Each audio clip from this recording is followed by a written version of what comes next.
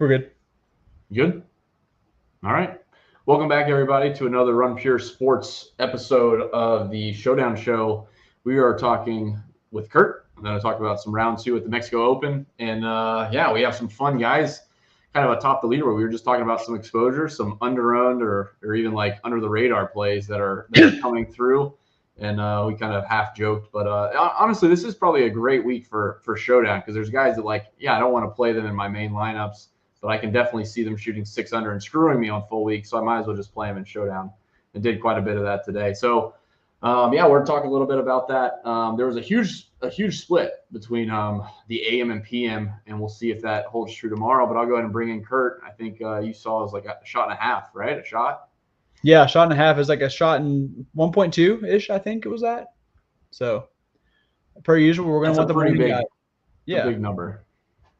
I mean, especially when I don't know if you guys were following along, but like it seemed like the afternoon was going to catch up, not catch him, but like catch up to him enough to be like a half stroke, maybe 0.6, something like that. But no, like, so it just goes to show you that like people talk about coming into the week, that Mexico win coming like 2 p.m. ish, and it's just going to come every day. It's like death and taxes. So yeah, I think it could even be potentially worse tomorrow. So yeah, obviously all the morning guys. I'm making a couple of exceptions for the more talented players like Woodland and John Rahm, but for the most part, a lot of early guys tomorrow.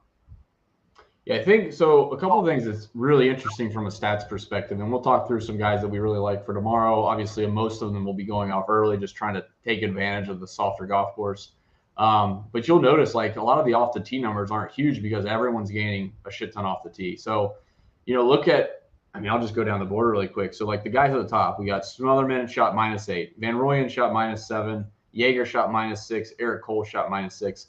Each of those guys hit over 83% of the greens, and they're like you don't see that on any other PGA Tour course. So like these guys are hitting bombs off the tee. They're barely gaining to the field because everyone's hitting at 330 basically, and they're all hitting greens. It's just a matter of making a few putts, or as we saw with who was that, Tony Finau, chipping in or something like that, knocking it in from on and around the green. So I think a lot of the full week research and stats that we looked at, as far as like live stats that we're looking at, is going to hold true. I mean, approach is obviously really important, and the guys that are going to get hot with the putter, if they hit a lot of greens, I'm going to like them tomorrow. So I don't know if you have any overall thoughts, but it's certainly like it's not like a ball striker's golf course in the sense of like you can get in a lot of trouble off the tee, because you definitely can't. But if you're not going to hit 80% of the greens, like 15 of 18 greens, you're basically have zero chance of shooting -6 and winning anybody money in Showdown. So it should be a fun one. Like obviously there's some fireworks. If Smotherman went out and shot -8, who knows what Rahm does? He could, call it a day or call it a week, I guess, tomorrow. But he's at -4. He's only T14 right now. So he could go either way, I guess, depending on his mentality. So where do you want to go? We can go just 9K and up. Yeah. You can start us off 9K and up. Did I lose you? Oh, no. Oh, no. I can't tell if I'm froze or he's froze.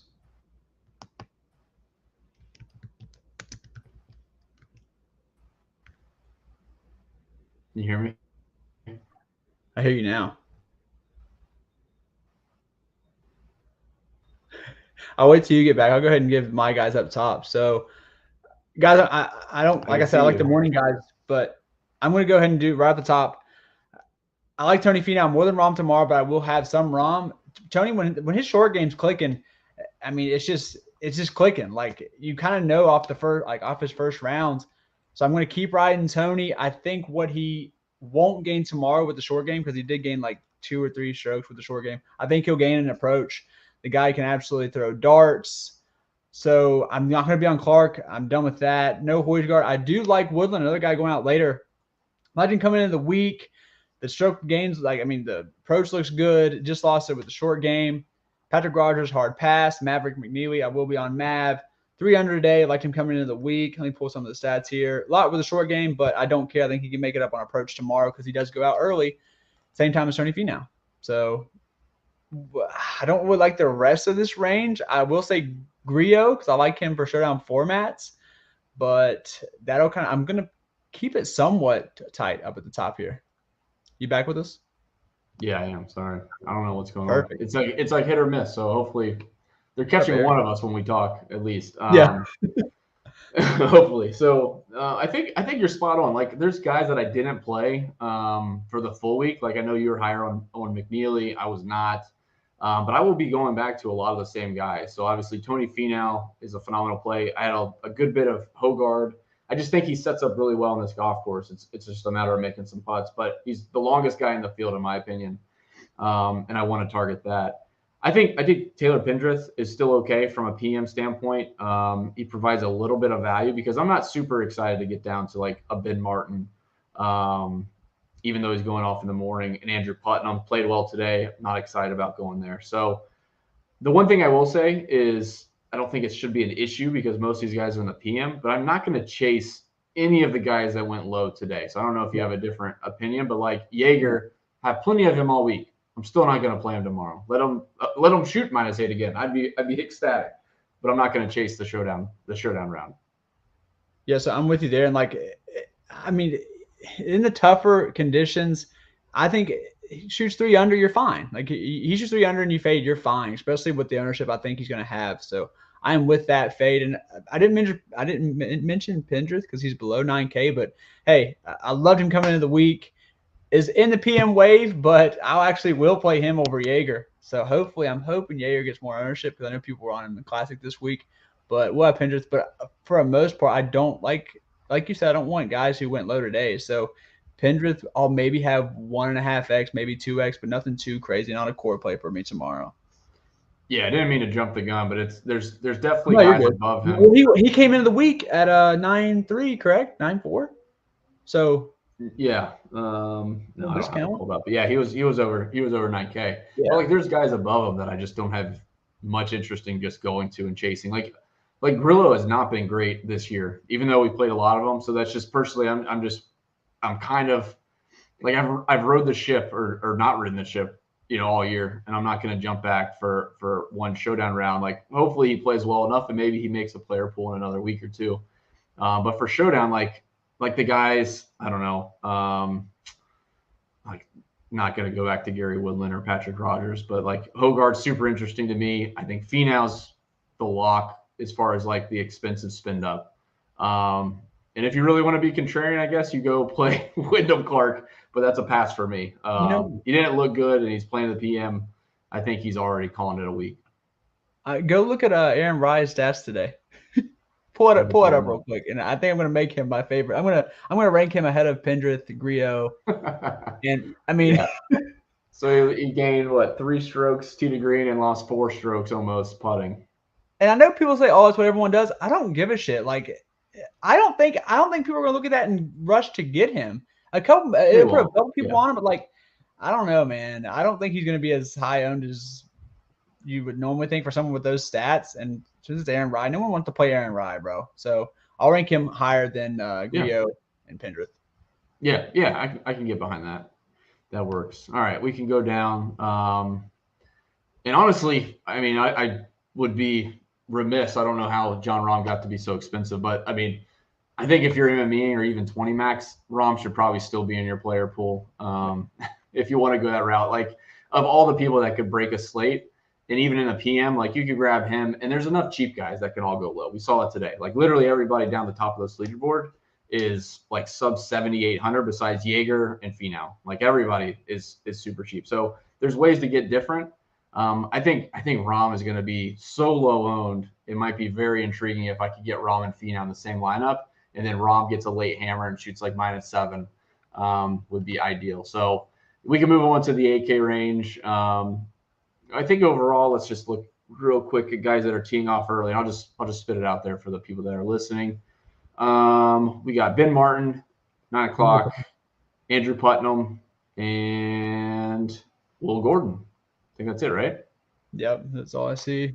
Yeah, so we're not playing. Oh God, I like this guy, but we're not playing MJ after. Ooh. He's going out early, but I can't do that. MJ Daffy? No, no. I mean, typically, so the way my mind works is like I'm already like planning like all the guys that could play well here for the full week stuff, and like after one round, I usually try not to throw too much of that out the window. I try to like, think through it logically. Like I didn't like Will Gordon to start the week. Why would I like him tomorrow? But we liked him earlier in the season. There's no reason why he shot -4 today. He goes off early. He can't shoot -6 tomorrow. Yeah. So I really do like Gordon there at 8K. He's still relatively cheap. But I will take, just flip side of me playing only the guys I played full week. I didn't play any Gordon, but I will be happy to go tag along if he's back.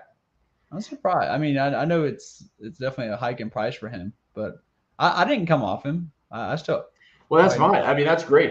I've been on him pretty much all year, and he's got like 3 or 4 missed cuts in his last 5 events, something like that. Like something wasn't right for whatever it is. But yeah, I'm fine to go back with Gordon. I'm not interested in putting him. I'll stick to my guns there. I'm not interested in going to a guy that hits at 280 off the tee. So no putting him for me.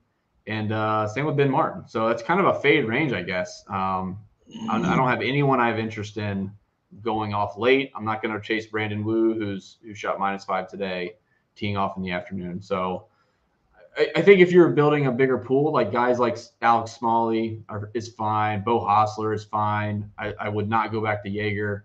But for the most part, for the guys you really want to target in a few lineups, I think Gordon's the guy at 8K. Like he would make a lot of builds. I like Ben Martin a lot, actually. I like him coming into the week. I know like him and Putnam they're not going to get you hard off the tee. But no, Ben Martin, he's just been good this year, man. Like, and I'm sure until the wheels fall off, I'll just keep riding it.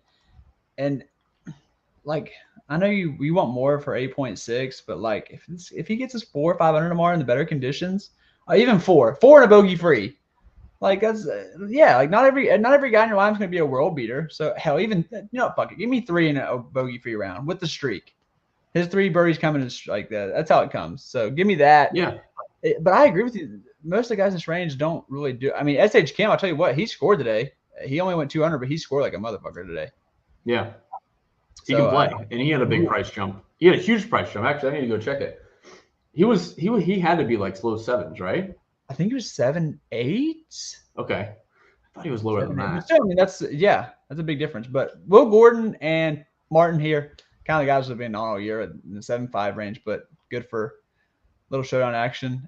I don't really love the range. I don't like Hostler. Not playing Alex Marine, not playing Platinum. Yeah. This is kind of a dead range. What old Higgy shoot? I know you all liked him coming in the week. What are his stats? He goes at -3. He went out late. He's not late, isn't he? Yeah. So he went out early, I think. Yeah. So Tamari's went out late, so not much interest there. Yep, exactly. So I wouldn't be as interested. He was pretty solid. I mean, 2.4 to the green, lost a little bit putting, gained a little bit around the green. So I think overall, like a really good ball striking round. So, but that's the numbers I want to see. Driving distance 317 off the tee versus 2. I think it was like 292 or something for Andrew Putnam. So give me Higo in that scenario. But again, he's PM. It would not be a target. To be honest, I probably do still play a little bit of Higo at the price, because he did have a price bump down. I think he was at 8K or 7,800. He might be right around it. What's he at tomorrow? I just scroll down. Shit. 7,900. Oh yeah, I think that's 400 different. Yeah, 400 little decrease there. Yeah. Oh, baby dog. Let's see here. I'll let you take the high 7s. Actually, just take it all the way down to 7.5. Okay. Joseph Bramlett, probably another guy that I played in. I have not even looked at his stats, but as far as what I looked at going into the week, he would be a guy that I would want to target. Play 2 strokes, almost 2 strokes tee to green. Gained a tad putting. I'm not worried about that. But now he gets the AM very first tee time, I think, 7:45 a.m. Give me some Joseph Bramlett at 7,700. Love that one. As far as other guys in the morning, Luke List played absolutely terrible. I will not be going back to that. Akshay Bhatia, no thank you in the afternoon. Lee Hodges had an interesting round. Let me pull up his stats. I think Hodges shot like 40-33 or something like that. What did he shoot overall? 1 over? Yeah. I think he shot 40-33 if I'm not mistaken. Holy shit. The approach numbers. Yeah, but I think those were on a couple holes. Like he had a double in the front, had another couple bogeys in a row. So I'm tempted to go back to Lee Hodges tomorrow. Again, he did shoot 40 and then shot 33. I'm pretty sure that's what it was. and he's a guy that I didn't mind for the week. So I'll go to play some Lee Hodges tomorrow. And if your boy Eric Cole wasn't playing in the PM, I probably have a little bit. But I'll I honestly, between Higo being in the PM, which stinks, Hodges playing in the morning, which is ideal, I think Bramlett's the guy that I would target the most in this range. At 745, the one guy that I thought would possibly win this week, and he still could. Like, he's only, 5 shots back of a nobody, basically. I think Bramlett's the guy that I would target a lot here at 7,700. Yeah, I think I'm the stats are pretty solid across the board. Goes out early. I just think he'll kind of get lost in the shuffle with seeing. I mean, a lot of these guys are getting shell shocked for the price, but like a lot going on. Leaderboard, meh. I just think he kind of gets lost in the shuffle. So I do like the Bramlett call. I'm actually with you on the Hodges call. I wasn't really. I mean, like I said, we kind of just pulled things up on the fly here, but pulling it up and seeing just 1 or 2 holes and that can fuck up your whole approach numbers. Yeah. Before he's going out before 8, I mean, come on, sign me up. I will play Akshay in the late. Don't want to go crazy. And I don't know if you're 20 maxing tomorrow, but I'll have Luke List in the pool. It's going to hurt and it's going to be gross, but going out early did what Luke List always does, lost it with the short game. And he'll probably lose it with the short game tomorrow. But what if he doesn't? And I get like a 5 or 6. He was reverse of that, through 12 holes today. Really? Yeah, he was gaining. Oh my God. He was gaining putting and he was losing on approach through 12 holes. I think it was something like that. And then he flipped it around. What was the hole he lost? What was he? Did he get stuck? Like what? I don't know. Real quick on Hodges, though. I just pulled it up. So, like I said, you could definitely, some of the numbers can get a little bit misleading. Like when you go pull up Hodges and you say, oh, he lost 4.5 strokes on approach. He didn't lose 4.5 strokes spread out across 18 holes. He literally lost 2 strokes on hole 17 today, made triple. He lost over a stroke on 14, which is a par 5. He made bogey. Just between those 2 holes, he's over almost 3.5 strokes that he lost on approach.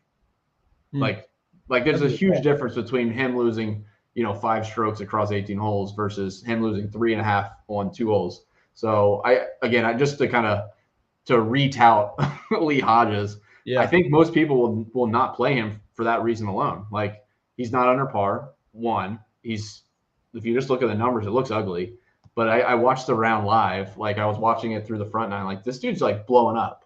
And then ironically enough, he had shot 43 and someone was on tequila or something. They took 3 shots off. So he ended up shooting I'm pretty sure it was 40 on the back. Yeah, 40 on the back.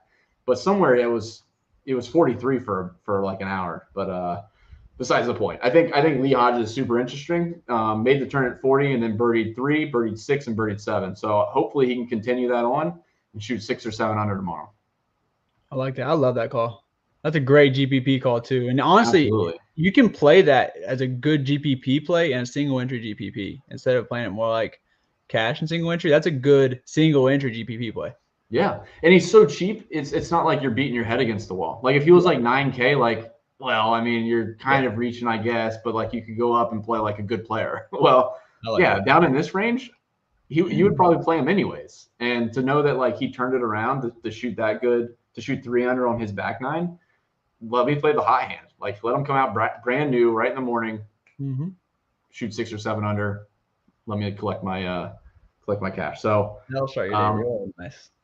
Yeah, the longer I look at it, the more it's and no one's gonna play him. And core play season. I think he's gonna have to be a core play. I like it. That's spicy. How did he make your core playlist? Well, he lost 5 strokes on approach. That's ideal. Well, 2 holes. But no one digs into it. Sometimes it pays to pay attention to your plays for the week. You'll notice those things. Otherwise, I would not have noticed it. I would just gloss right over them. But I'll let you take this low 7K. I don't know if you've looked at anyone in particular. There's a lot more guys teeing off early, but there's not a ton of guys that I'm super interested in. As far as Toasty, who's at 7,300, the dude was 20% owned in contests this week. I assume he's going to be even chalkier tomorrow. Played good today, teeing off early. So I think he's a good play, but I also think he's going to be so high owned. It's probably a fade for me. But I'll let you kind of highlight any guys that you really like down here. Yeah, there's absolutely. He could legit nuke it again tomorrow. He could, but I mean, there is no for the main slate. He's going to be 28%, 30% tomorrow. There is no chance in hell Like, you could offer me 2 bad bitches right now. I'm not playing Toasty tomorrow. That's against everything inside of it. Toasty at pushing 30% on a 1-game sample. That's just ridiculous. But I will mention a play that you talked about how it pays to pay close attention to the guys you're having week long. What about Lanto Griffin tomorrow? Yes, I mean, going out early. Stats look pretty solid. Did good with the. Oh wait, I pulled up Ches. But yeah, I mean, everything looked solid to me earlier when I was looking, when you were talking. Yeah, I'll go right back to Lanto in that range, and then it kind of gets. You get a lot. Is it weird to say? Is it weird to say that I like these cheap plays more than even like the expensive guys?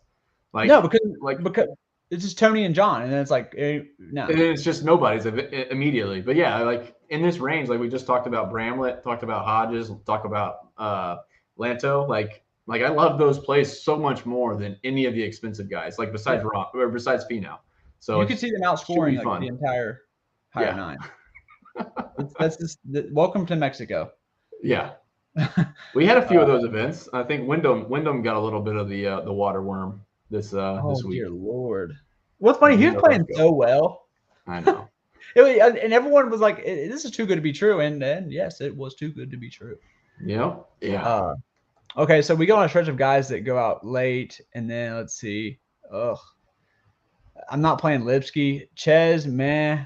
Definitely not Toasty.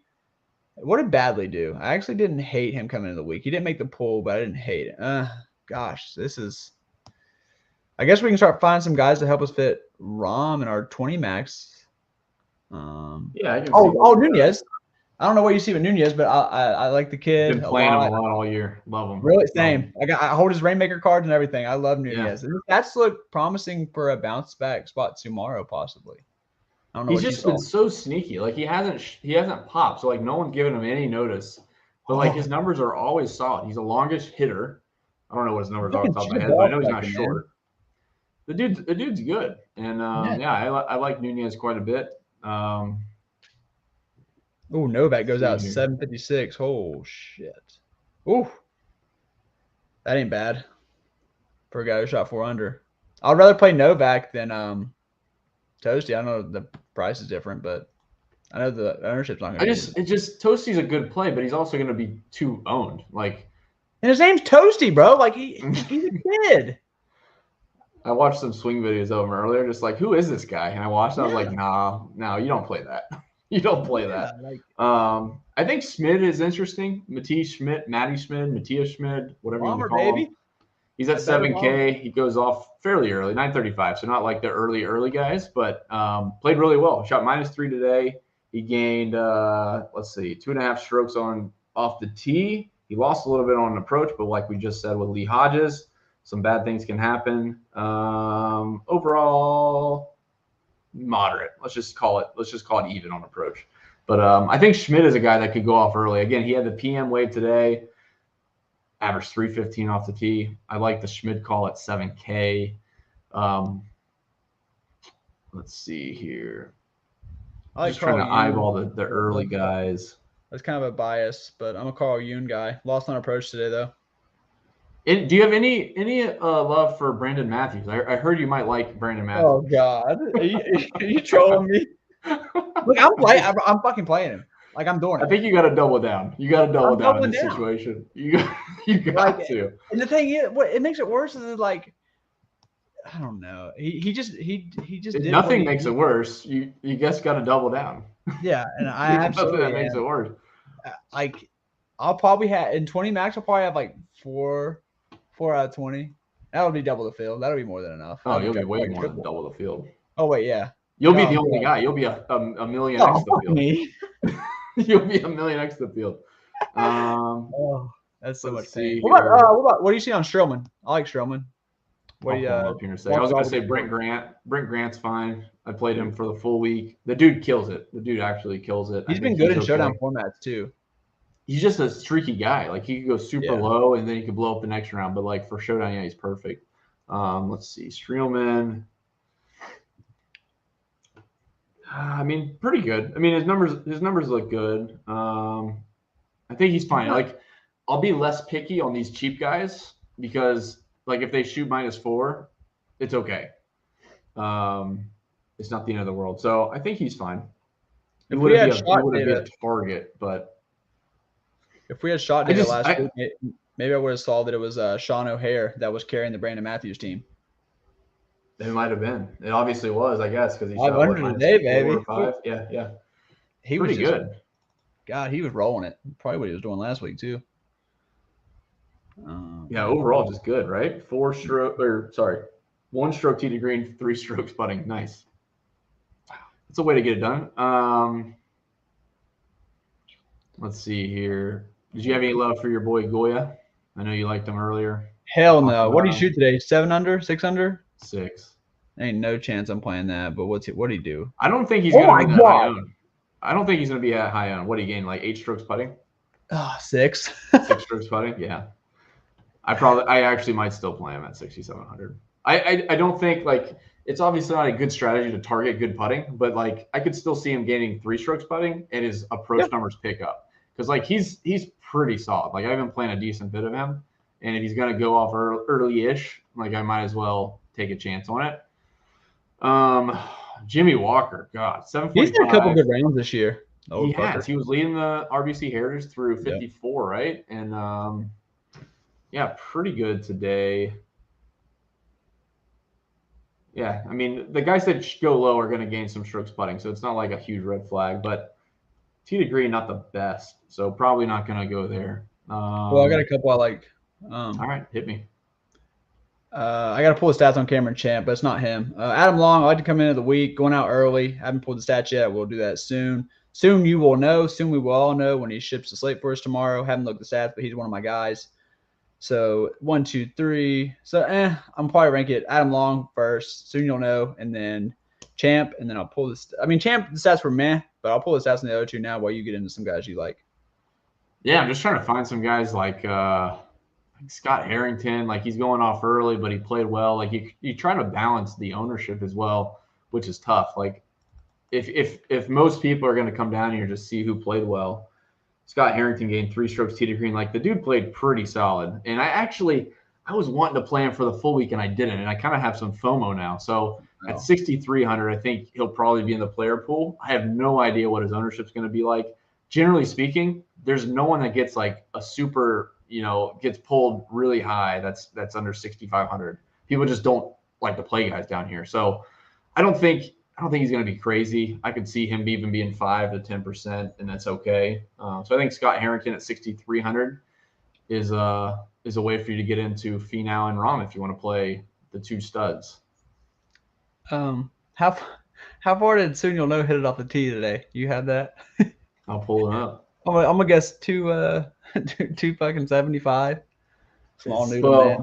I assume these are only measuring a couple drives, but it's 299, which is about 20 yards less than the field. There we go. That's a boy. You're a boy. I figured to get it over 300, and the field average is 330. So Adam Long can hit. He's short too. I still like those 2 guys. I mean, every guy you can't be a bomber, but I do like Adam Long a lot for 6,600. I'm pretty sure he scored decent in round 2 as well. That's all I really have for down here. I mean, shit, you gave him Scott Harrington 6,300. I mean, damn. So I like to make it solid. Yeah. I like to make a core with Snyder at the end of the show. Do you want to go ahead and do that? We just do 2 each. I think I already made it. Yeah. I mean, the cheap guys are the core, but I'll start with Finau. So you want to do 1 each, 2 each? Yeah. So we do snake draft. So you go, I go, you go, I go. You want to go because I don't want to take your guy Finau. No, you go. We always fight about how because we don't want to give the obvious pick either. I'll take him. I'll go Finau. Okay. I'm gonna go down to. I'm gonna jump down. I have to do it. Lee Hodges, man. Love it. There's no way around it. Yep. So that builds a huge amount of salary left for your other guys though. That's also the key to the core. I can't just list out 3 9K guys and good luck with the rest. So who you like? Have Lanto or Bramlett? Which one do you want?